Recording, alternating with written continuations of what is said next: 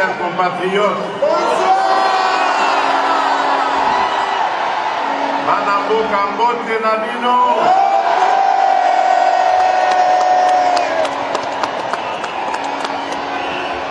Je vais parler en français parce que il n'y a pas que des Congolais dans la salle. Et je crois qu'il y a même la presse étrangère, principalement belge. Et donc, pour que tout le monde me comprenne, ce serait plus juste de parler français. Et ça vous été.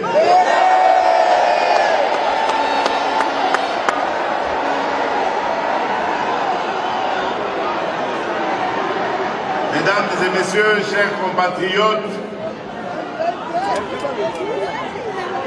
le 26 novembre 2018, j'avais pris deux engagements. Le premier engagement, en tant que président de l'UDPS, était d'aller m'incliner sur la dépouille de mon prédécesseur, mon leader, mon mentor, mon conducteur, mon formateur, mon géniteur. J'étais allé lui faire une promesse. C'était celle de ramener sa dépouille au pays de ses ancêtres.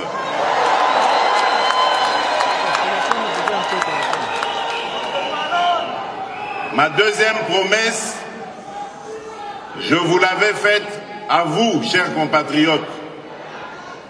Vous qui m'avez vu naître politiquement, parce que c'est ici que j'ai aiguisé mes dents politiques. C'est dans ce pays que j'ai pris mes premières fonctions politiques à la cellule de l'UDPS Leuven. C'est dans ce pays que j'ai accru ma capacité à développer la diplomatie de mon parti. Et donc c'est dans ce pays que j'avais fait la promesse à vous, mes frères, mes sœurs, de vous ramener la victoire.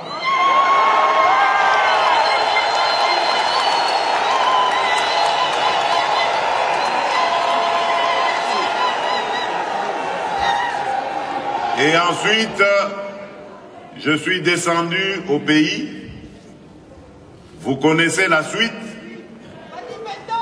Nous avons fait une campagne, dite campagne du pauvre, avec très peu de moyens, mais nous avons pu, grâce à Dieu, sillonner beaucoup de partis de la République. Au bout du compte, Dieu nous ayant fait grâce, nous avons obtenu la victoire.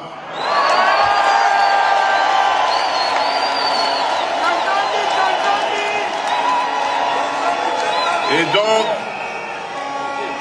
il n'était que normal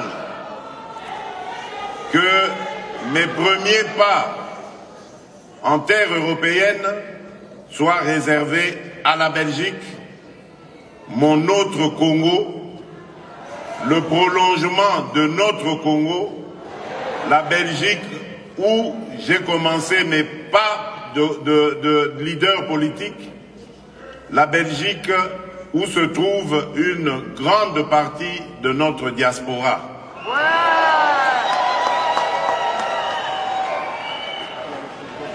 Et donc je suis là d'abord pour vous remercier de vos prières, parce que je sais que beaucoup, Batiaki Mabolongo Nassé,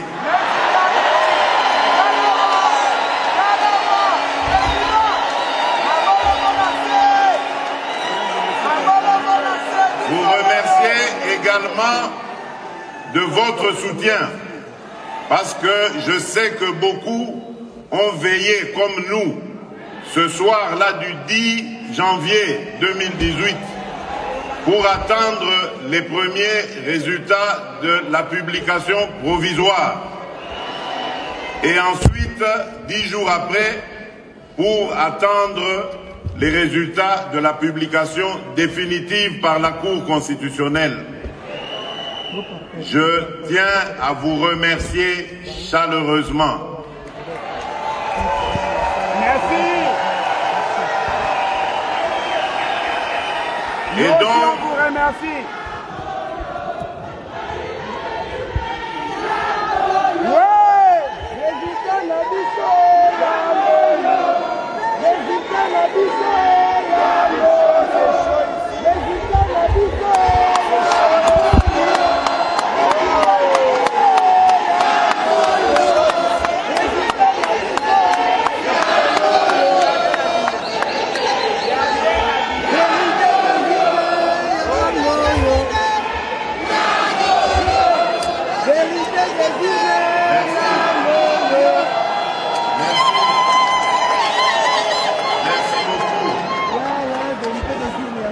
Je disais donc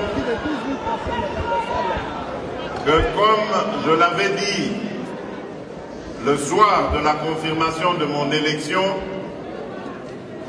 après le combat pour la conquête du pouvoir, un autre combat commence. Et j'ai rajouté que j'étais le président de tous les Congolais.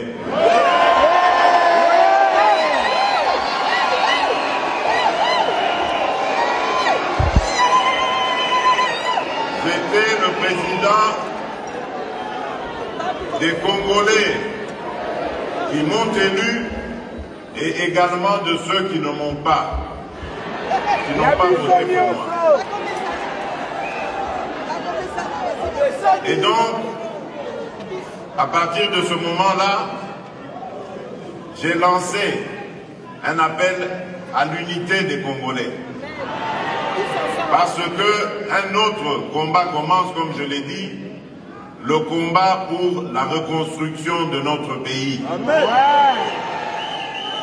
Et croyez-moi, chers compatriotes, peu importe le temps que vous prendrez pour rentrer au pays, sachez toutes et tous, là où vous êtes et dans ce que vous faites, il y aura toujours une place pour chacun d'entre vous chez nous.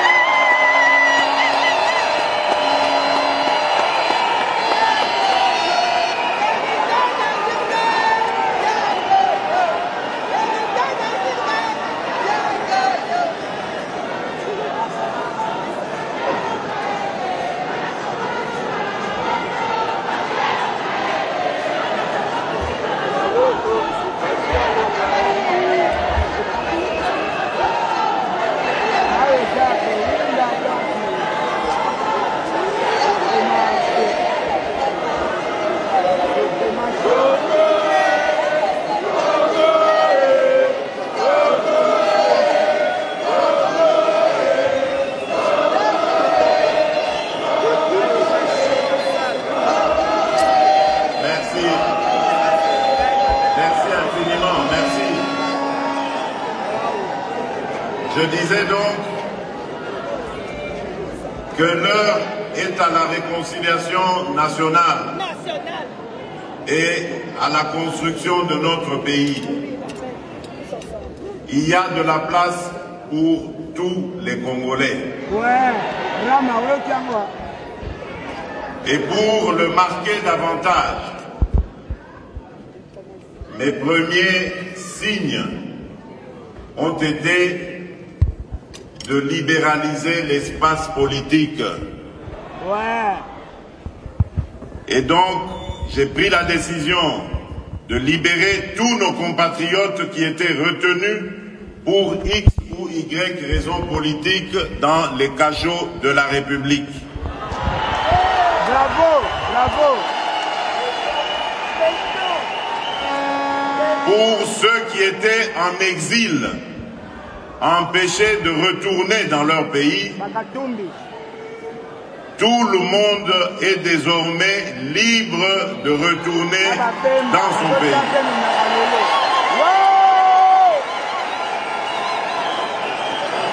Aujourd'hui, il n'y a plus de raison désormais à prétendre craindre le pouvoir qui est en place.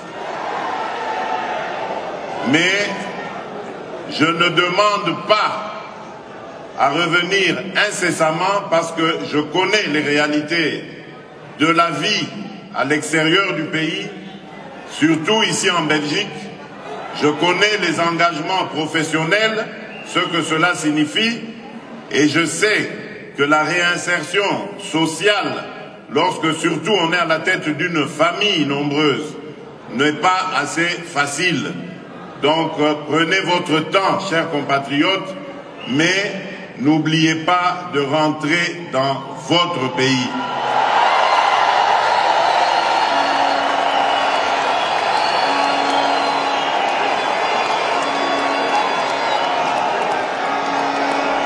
Le Congo a besoin de vous.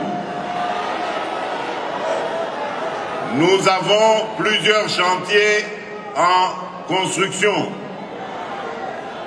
Le premier chantier, c'est celui, bien entendu, de la paix et la sécurité. Tant qu'un seul de nos compatriotes souffrira de manque de paix et de sécurité, je ne me sentirai jamais à l'aise. Merci. Béton! Nous sommes en train de tout mettre en œuvre.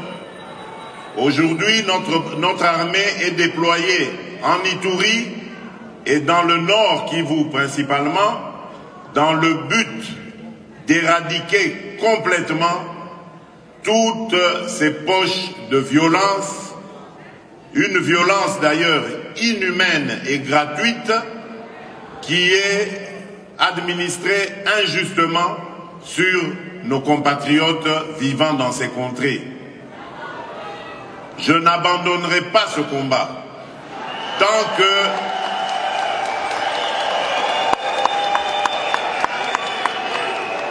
que ces renégats Banyangala Katawana seront là.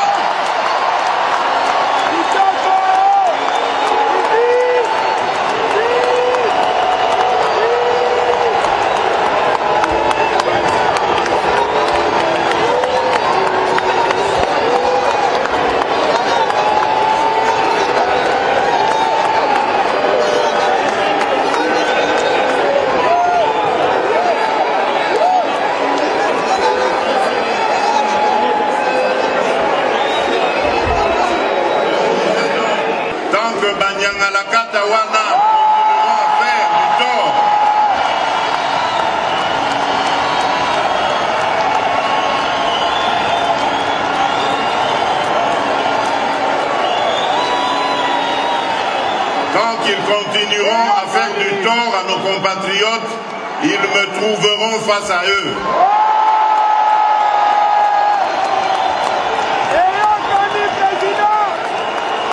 Mon objectif, c'est la paix et je prends le serment ici de ramener la paix totale dans notre pays.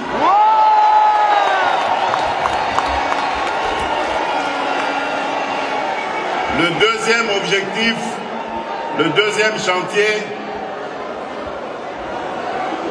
c'est celui de l'instauration d'un état de droit. Ce vœu cher à notre grand combattant, l'immortel Étienne Tshisekedi Wamulumba.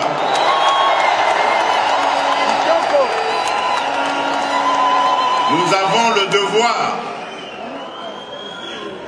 avons le devoir de continuer ce combat jusqu'à l'instauration d'un état de droit dans notre pays. Et cet état de droit doit être soutenu par une justice plus juste. Une justice au-dessus de tout soupçon. Une justice qui va faire son travail pour protéger les citoyens et leurs biens Ainsi, pouvoir dire le droit en conformité justement avec la loi. C'est ça, l'état de droit que nous voulons instaurer. Et croyez-moi que là aussi, je ne ménagerai aucun effort pour y arriver. Je ne veux pas de la justice faite par le président de la République ou à la présidence de la République. Je ne suis pas un dictateur et je ne veux pas qu'on fasse de moi un dictateur.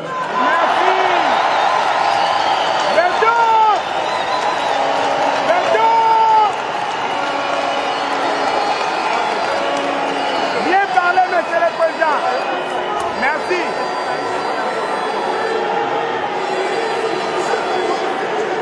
Ah oui, c'est ça l'état de droit. Mandela! Mandela! Cet état de droit nous permettra de déployer en toute confiance notre programme, et ça, ce sera le troisième chantier qui s'attaquera aux luttes, à la lutte contre les anti-valeurs. Merci. La lutte contre principalement la corruption. Ce mal qui a rongé notre pays et qui a complètement ruiné notre économie. Merci. Tant qu'il y aura des corrompus en République démocratique du Congo, le développement ne sera pas possible. Merci.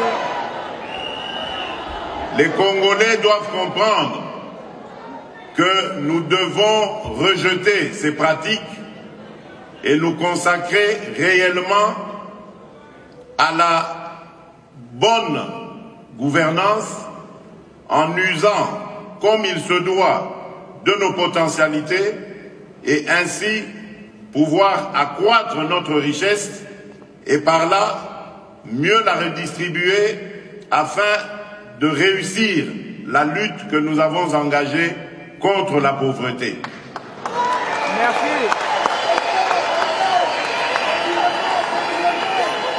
Et d'ailleurs, à ce sujet, j'ai même un conseiller spécial chargé justement de m'aider à lutter contre la pauvreté.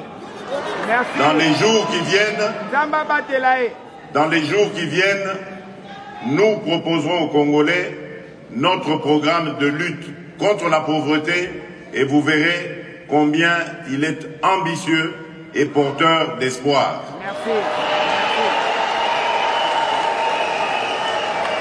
L'autre chantier qui est déjà aussi en cours, c'est celui de l'éducation. Depuis le 2 septembre de cette année, dans l'enseignement fondamental, il y a désormais la gratuité.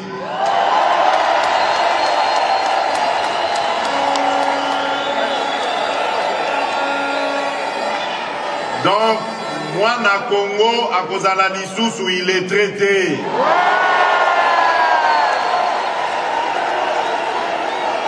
Po akoye kola kotanga pe kokoma ofele.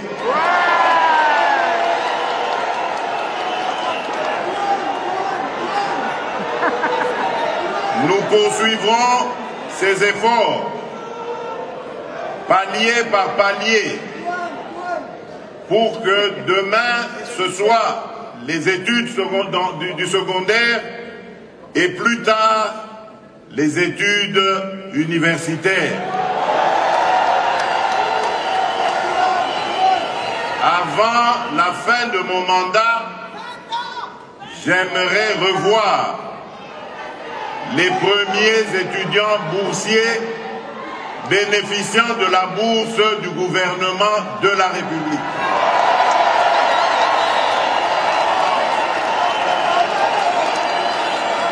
Oui, cela est possible et nous l'avons démontré avec le peu d'argent que nous avons trouvé dans les caisses du Trésor public. Nous avons engagé un certain nombre d'actions que nous avons appelées le programme des 100 premiers jours d'urgence du président de la République. Avec ça, nous avons réussi beaucoup de choses, mais je sais qu'il y en a encore beaucoup d'autres à réaliser. Mais nous avons remis en état plusieurs routes, nous en avons construit d'autres, nous avons construit des ponts, nous avons désengorgé des territoires entiers, nous avons restauré des écoles, nous avons construit des écoles, nous avons restauré des hôpitaux, nous avons construit des hôpitaux, bref, nous avons fait beaucoup de choses avec peu de moyens.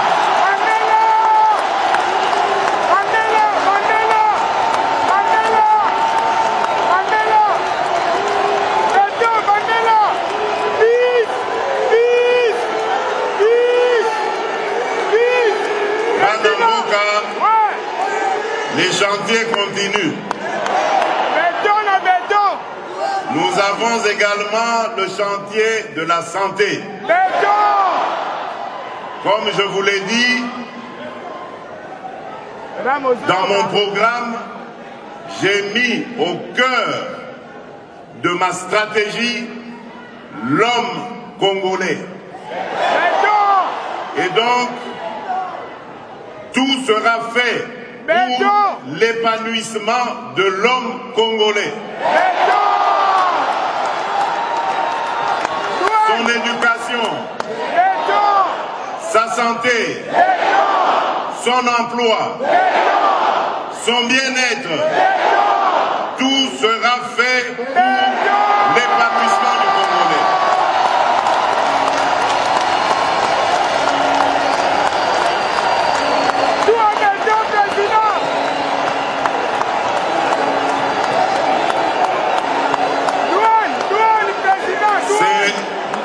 Après avoir obtenu l'épanouissement du Congolais, que nous pourrons être sûrs maintenant de développer notre pays.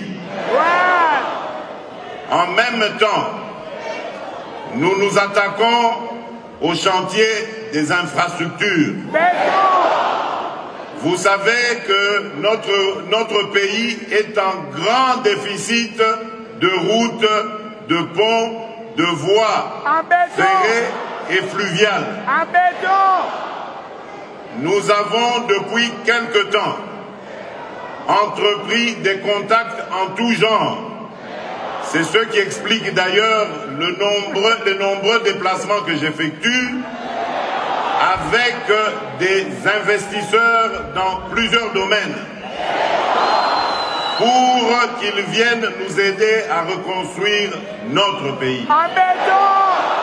Nous avons d'énormes projets qui vont transformer la République démocratique du Congo en pays développé.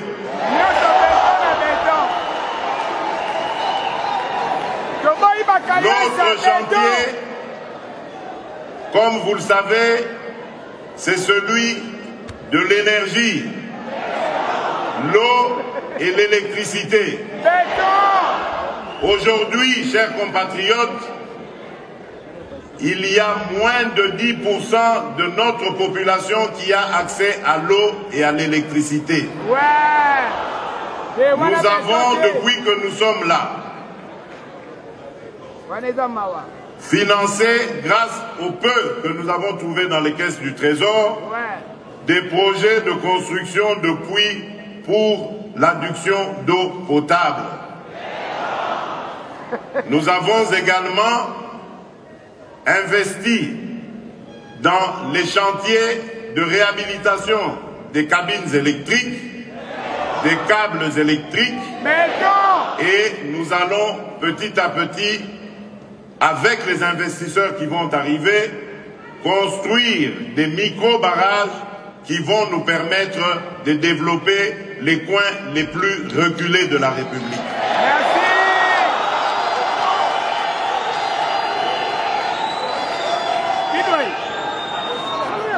Nous avons également le chantier du numérique et ça va faire plaisir aux jeunes.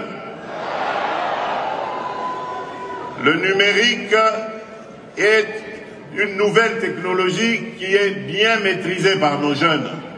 Merci. Nous voulons l'amener dans l'économie de notre pays. Cela nous permettra de mieux rationaliser nos dépenses et nous permettra d'augmenter les recettes du Trésor. Et avec cela, de relancer la croissance économique et de pouvoir faire face aux défis du futur. Nous avons également le chantier, et c'est un chantier énorme, de la diversification de notre économie. Comme vous le savez, les mines, les activités minières, qui pourtant devaient être un bonheur pour notre pays, sont la source de tous les malheurs du Congo et des Congolais. Nous avons donc décidé de sortir du tout minier pour aller principalement dans des domaines comme celui de l'agriculture, dans lequel il y a beaucoup de choses à faire. Je vous ai dit ici qu'on va construire des micro-barrages. Ils vont servir aussi à alimenter les industries agroalimentaires que nous allons construire. Nous aurons le mérite au moins de transformer ce que nous allons produire, de le distribuer à la consommation nationale et s'il y a de l'excédent, de l'envoyer même en exportation à l'extérieur. Le Congo regorge de 80 millions d'hectares de terres arables, avec à peu près la moitié en terres irrigables. Donc nous n'avons même pas besoin d'engrais. Et avec ces étendues, nous pouvons nourrir plus de 2 milliards d'humains. Donc le Congo va être une terre d'espoir pour beaucoup d'Africains. Et même au-delà de l'Afrique. Merci. Donc nous sommes sur le chantier de l'agriculture qui est un véritable Eldorado. Et ainsi, le sol congolais pourra enfin prendre sa revanche sur le sous-sol. Merci. Lequel sous-sol nous n'allons pas abandonner. C'est vrai que les mines nous ont causé beaucoup de malheurs, mais c'est surtout parce qu'il n'y avait aucune organisation sérieuse dans ce secteur. Ou plutôt, s'il y avait une organisation, on n'en avait pas tenu compte, on a préféré ruiner l'économie minière. Et donc nous allons remettre de l'ordre en nous conformant aux lois en vigueur, en rassemblant les creuseurs que beaucoup de traders utilisent à tort pour faire du mal au cours de nos matières précieuses. Et donc, nous remettrons de l'ordre, comme c'est stratégique, je préfère me réserver et ne pas donner ici la stratégie que nous utiliserons, mais ce qui est certain, c'est que nous allons nous réapproprier l'initiative de la vente et de la rente de nos propres minerais.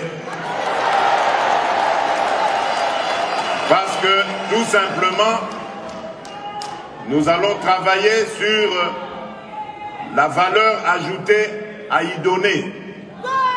J'en ai assez que les mines congolaises, la terre congolaise, ne servent que de terre d'extraction. Maintenant, il est temps aussi que ce soit une terre de transformation.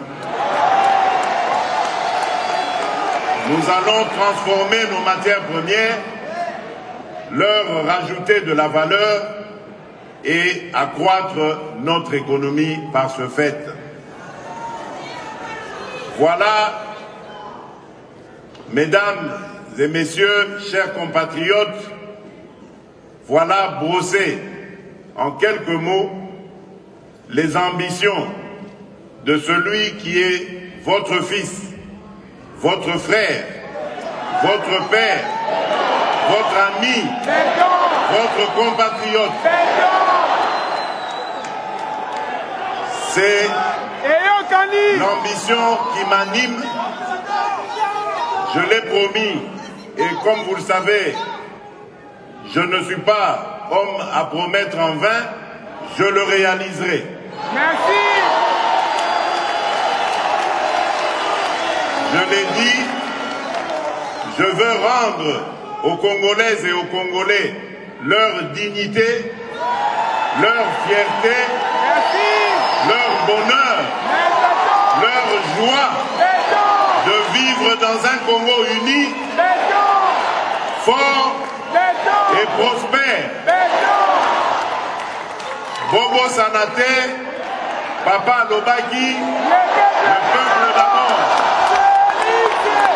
Je vous remercie.